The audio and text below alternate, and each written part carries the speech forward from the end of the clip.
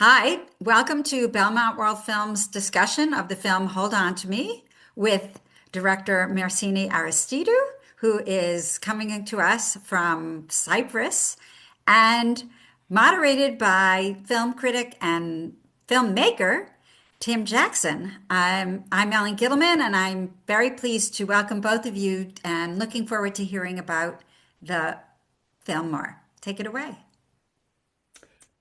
Okay, so this is a trilogy, but your other films are short films. Is this something that is sort of a third part of a trilogy now extended to a feature? Yeah, sort of. I guess it's an atypical trilogy, I'd say. I call it more of a triptych, in fact. Oh, yeah. Um, well, yeah, I consider the short films to be kind of like the sketches, right? And then the feature becomes more of the final canvas, a little bit of exploring this thematic of father and daughter. Yeah. Yeah, Is it, I felt like after making the short films, 15 minutes or 10 minutes, 12 minutes, as long as they are 13 minutes, it's not enough really to go deeper into the subject and to explore the characters in depth. And the feature length gives you this opportunity. right, so it's not, it's a triptych because there's sort of different views of the same thing rather than a sequential thing. Yeah. Um, what is it, the relationship? You're Croatian and this is shot in Cyprus. I'm Why do from you, Cyprus. I'm not you Croatian. Oh, okay. Oh, well, there we go. Good. So, what is it about, setting is often character as well. What is what does the setting inform us about the characters? What is it about, we may not know enough about Cyprus when we watch this film. We don't see a lot of Cyprian films in the US. Um, so I shot in my hometown. Like Oh, this is where I grew up. And I really chose locations that are more marginalized, I'd say. They're on the edge of cities and not so frequently, visited by people many times, like the shipyard. It's kind of like a forgotten place. What I loved about the shipyard, and I've always known I wanted to shoot there, which is now actually turning into a construction development project. They're tearing it apart. I love that it's a place where, people, well, the intention there is to fix boats, and boats for me symbolize some sort of independence and freedom and adulthood, like you can take off, especially when you're from an island. And so I love the metaphor that the location itself gave to the relationship of the father and daughter, how they were repairing this relationship. And for both of them, it's kind of a coming of age. I don't see that it's just the child. I see it's the father also coming to realization of who he has to be and who he is, and that he shouldn't run away this well, there's time. an expression also, the father is child to the man. In this case, the daughter is mother to the man, in a Yes. sense. Yeah, Yeah, yeah. exactly. And that was the intention also when I was writing the script. But also the streets, the neighborhood she lives in. Uh, Actually, those neighborhoods are government buildings that were built at the time. In Cyprus, there was a war, there was an illegal occupation by Turkey in 1974. And so those council houses, let's say, the government housing was built for the refugees, this Greek Cypriot refugees that came back Oh. uh, to the south side of the island. And yeah, and growing up, I had a lot of friends from those neighborhoods, and I would always spend a lot of time there. And yeah, that's why I wanted to shoot the film in these marginalized areas. Also, because the characters are a little bit of lone wolves, both of them in their own way. Right. And so I wanted them to be like on the edge of society, a bit forgotten, a bit neglected, a bit And hidden. how much of that is personal for you? I mean, this is sort of a feminist piece in a way, early feminist piece, I suppose, a Do you young think so? feminist, finding her way, and she's courageous. I mean, Yeah. it's really about, family connection, love, courage, acceptance. Um, and how personal is that for you as the character? Well, it's very personal in many ways. The emotional arc of the story is very personal. I grew up without my dad in my early years, and then we did reconnect around my teenage years, and we sort of figured it out. And now we have a decent relationship Okay. that I really appreciate. And it took effort from both sides for that to happen. Hmm. And so, in that sense, that's where the story comes from. It's very personal. And then many things in the film itself, like shooting in my hometown and in neighborhoods that I would roam around in with the sort of kids that I would hang out with. Um, yeah, many things in the film are very And of course, the inevitable question is where you found Marisa Petrova, is that her name? The little Maria, girl who yes, was Maria. extraordinary. You Yeah. pronounce the name for me? Maria Petrova. Okay, yeah.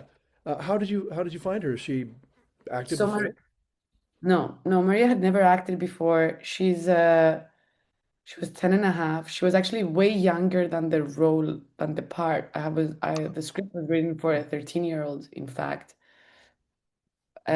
She had no acting experience, really. I think she had done a small non-speaking commercial role, I think, at some point, but she'd never acted for cinema, really. And I was very hesitant in the beginning because even though the camera really loves her, and she has a fantastic, phenomenal gaze. It worried me that she had no experience because it's a whole film on her pretty much, and I had big expectations from her. But she's a very mature child, and she has a similar story to the story of the film, in fact. So I could feel that when she read the script, because she read it, she really connected to it, Oh. and she was very moved. I had to change the script a little bit when I found her because I felt like she couldn't have, acted in the way a more teenage or older girl does. She's more introverted.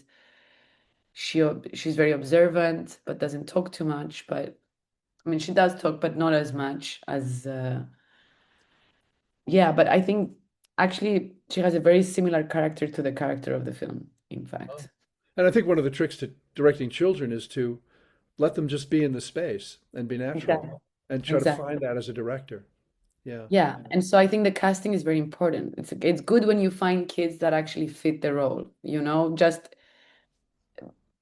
by being pretty much. And then of course they need a lot of guidance when they're saying their lines and their tonality and they can get nervous and they get tired and there's a lot of navigating children on set, but she was great and she was very focused and mature for her age. And Yeah. since you're not shooting in order, the sort of the continuity of the storyline as well.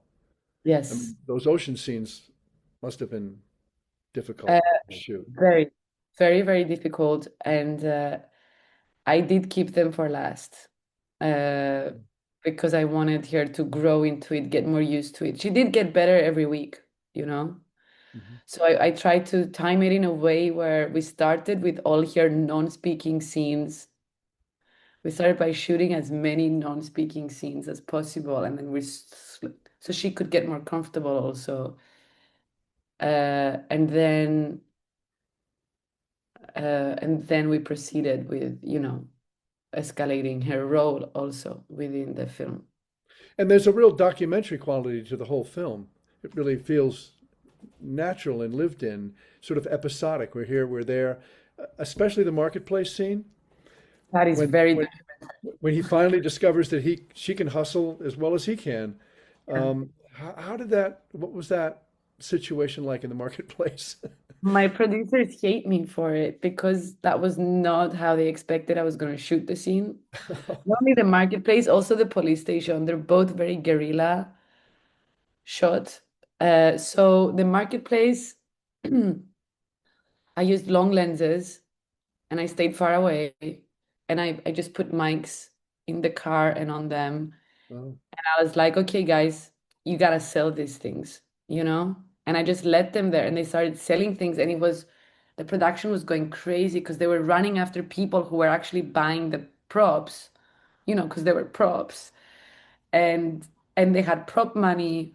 And then the prop money got mixed with real money because people were buying things, they were actually really selling stuff. And yeah, it was a beautiful scene. I loved it. I mean, I enjoyed shooting it so much, and I was giving them instructions from far away sometimes, or I would just move the camera with my DP and be like, okay, let's go grab them this side and that side. And um, but I love that scene. It was so much fun to so shoot.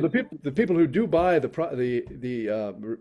oven, Yeah, everything, the things they buy, they're real people. they're real people who bought it. Yes, They, all of it.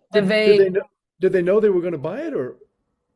No, no, they didn't know. They were just buying stuff actually from the market. And Oh, that's why the production was so angry with me because they had to run after them, get a permission for them to be on the film, explain right. that we were shooting, because we were hiding behind vegetables and stuff. And yeah, it was really funny. I think from that whole scene, only one person is actually an extra that I like a character that we brought in to buy something intentionally. Mhm. Yeah. And I only called him in when there was a low point and they were not selling much. And I was like, okay, send that guy in so we can, start having She must some. have enjoyed that, right? She's playing like a Yeah. little girl. Yeah. And the truth is, that was the scene I think that really made them bond. Like it happens in the film, but it also happened in real life. Mm. It was actually one of those moments that, because she was shy in the beginning and she was very hesitant with the actor and she didn't like him very much, in fact. And he kind of slowly grew on her. He tried to make all these jokes and she was not laughing. It was very funny, the relationship. It really built with the movie. In fact, it was building at the same time as the movie was happening. I didn't have time to rehearse with them at all. I only saw them together once. And then my actor had COVID when he was supposed to come, so he couldn't fly in. So I never rehearsed with them. I just started shooting with both of them. Well, the father was in the Yorgos Lanthimos Dogtooth, He was, so yeah. he's used to an odd movie, right? Yes. Strange Yeah. process. Yeah. Yeah. Yeah. Yeah. So Yeah. he must have help establish that relationship with her as well. I mean, he had to have a Definitely. sort of yeah. So Yeah.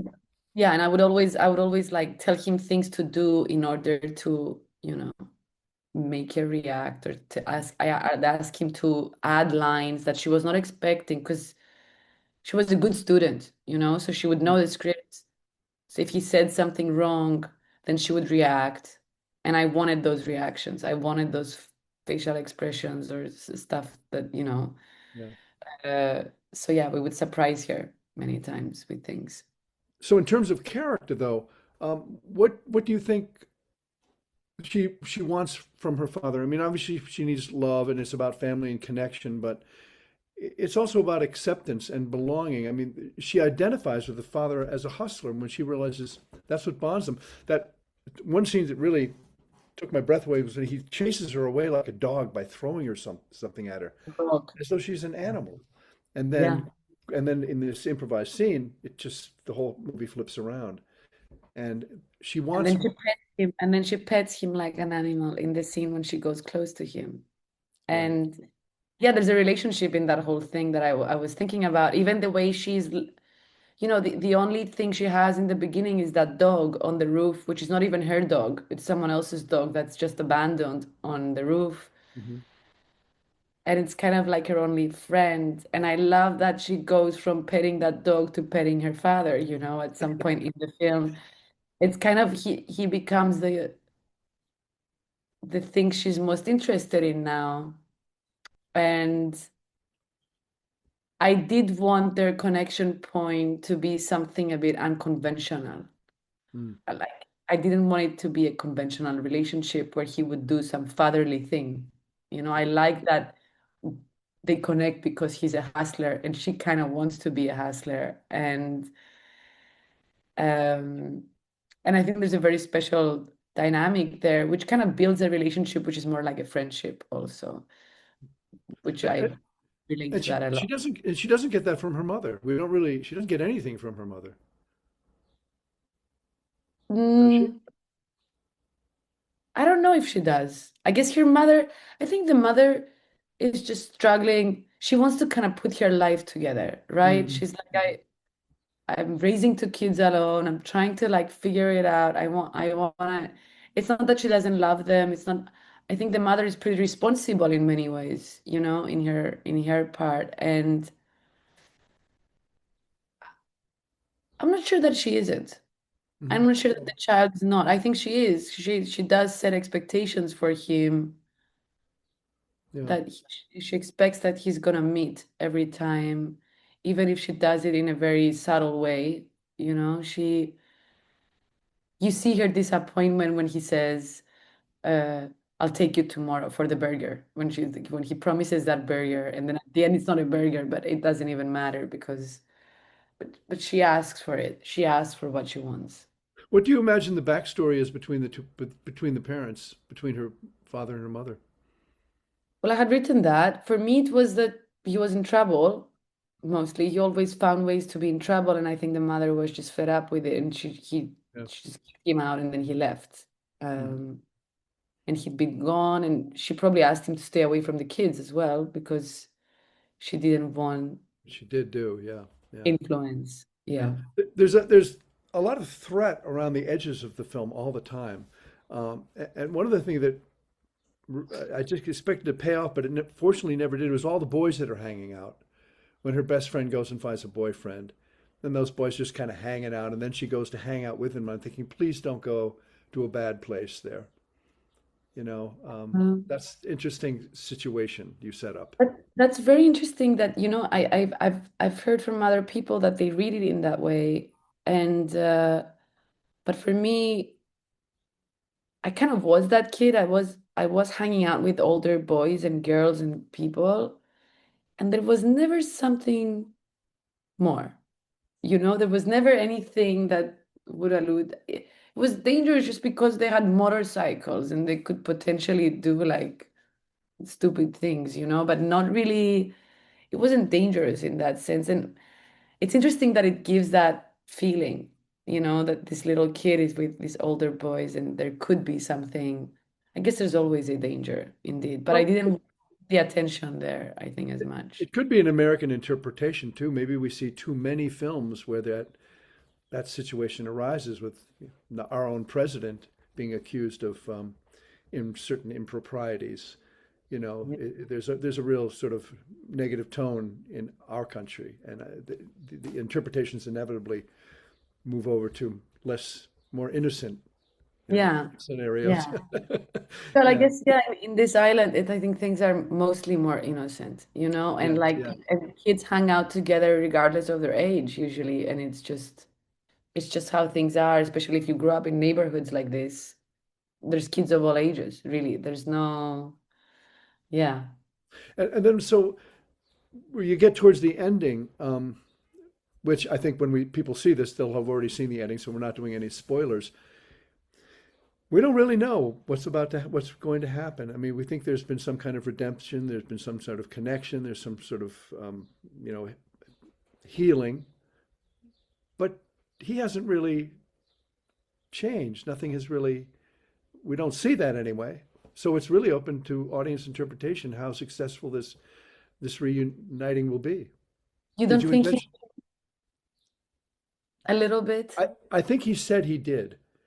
I think he said he did, and I think it's obvious that we want that to be the case. But my wife's a psychologist, and she'll be doing this with me, so she can talk about that. I just find it hard that people change. I mean, made so many poor decisions in his life. I mean, that's not in the film; it's extra filmic. But you know, there's been several films I've seen recently like that. I just came from a film festival. There's a lot of endings that leave us with this sort of do-it-yourself ending. I don't think people change, you're right. I think though, they can make an effort to at least not be apart, and that's how you balance the expectations after. We don't know what's going to happen, but I do see him trying to at least, he kind of chooses that he wants to be in her life. Hmm. He could be, he might not be the best influence, he might not be the best person, but in a way, I think for me, this ending shows that he also realizes that she matters to him, or his kids matter to him in some sort of way. She does. Hmm. And he knows he's not perfect. She knows he's not perfect. And you And certainly set the scene up beautifully. I mean, coming in from the ocean as though it's a yeah, birth and a rebirth is a exactly. beautiful kind of metaphor. Yeah. No, in the script, it was meant to end when he just went back into the sea. And then I just couldn't end the film there. That's what I thought was going to happen. I thought, please don't do that. Just make us Yeah, optimistic. I didn't want to do that because, I mean, that would really, really fit his character, right? But in a Yeah. certain way, I I really wanted him to come back. I really wanted him to make the effort, to go back, find that things that could get him in trouble, solve that thing, and try and actually be a little bit better. It doesn't negate the fact that he is who he is. It doesn't make us think that he's not gonna get in trouble 2 weeks down the line, right? Right. But at least for this story, he kind of he showed up, even at the end. And I Which think he did that, not do for his father, and he did not do for his wife. And yeah, now he's found something like that, maybe for the first time. exactly. And I So think that matters. it matters as a film. It matters for the audience. I mean, the last thing I'll talk about, because I could go on and on and on, but I don't think we should, because the audience have just sat through a film. The title, "Hold On to Me," is almost like an imperative. It's almost it's what she's saying. It's what everybody's saying, and it's what we say as an audience. Um, like, is all the little girls talking to us? Hold on to me. Yeah. So the audience, she's asking the audience, hold on to me, what happened to me, and what my experience is. I think it's Yes. amazing, amazing title. Thank you. Thank you very much. Yes. And that last shot when she finally, puts her little hands around him, Hmm. it kind of, for me, explains the entire film Yeah. without really saying anything. And uh, it came to me when I was watching the scene that they were swimming, and he actually says that, right? He does say, hold on to me so you don't drown, and and I found it to be very powerful because in the process of it was a very hard film to make for me on many levels. It took me 8 years, to bring this film to life, and Oh, took many years to finance. M- When I was making it, it was a very hard process here. It was summer. It was like very hot, like 110 degrees Fahrenheit for you to understand. It was really hot. And then the whole post-production, we didn't have money to finish the film. So it's a very, very, very difficult movie. Even though it doesn't show in its making, it seems to be very simple. It was not. Uh, and at the end, I kept telling to myself, I have to hold on to me. ugh, I have to hold on to me to uh, come through with this film, and I was like, has to be the title of the film because it works for all of us, for me and these two characters, and especially for her and for the world. We all want to feel held, I think, and it's so important as the world has been changing a lot in recent years. not all good ways. Yes, we all need to hold on to each other. Yeah. Yes, also. All right. Yeah. Well, that's a great place to end. I could talk to you for a really long time, but you need some sleep. Yes, So. also. Definitely. Okay. What a pleasure. What a pleasure. Good luck with the Thank you. film. I think it's a Thank really you very much. beautiful, beautiful film, and you're speaking about it gives it so much clarity. Really, Thank really you. beautiful. All right. Thank you very much. Thank Thank you. you. All right. Bye. I don't know how we